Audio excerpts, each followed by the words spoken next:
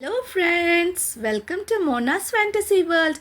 இன்றைக்கி நம்ம ரவா இட்லியும் தேங்காய் சட்னி எப்படி செய்கிறதுன்னு பார்க்க போகிறோம்.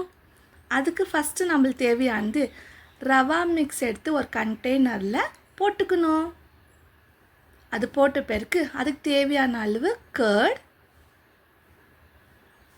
அதை போட்டு நல்லா மிக்ஸ் பண்ணிக்கணும்.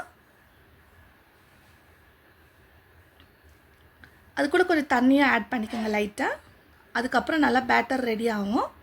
பேட்டர் நல்லா மிக்ஸ் ஆன பிறகு சட்னிக்கு ரெடி பண்ணிக்க போகிறோம். அதுக்கு தேவையானது ஒரு மிக்ஸி ஜார், தேங்காய், அப்புறம் உடச்ச கடலை, பச்சை மிளகாய்,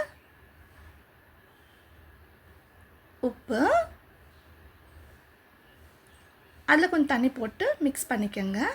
அப்புறம் ஃப்ரை பண்ணோம். ஒரு பேனில் எண்ணெய் ஊற்றி கடுகு, கருவேப்பிலை போட்டு சட்னி அரைச்சி வச்சேன் இல்லைங்களா, அதை ஒரு சின்ன பவுலில் போட்டு அதுக்கப்புறம் இந்த தாளித்து வச்ச இது அதில் கொட்டிட்டு இப்போது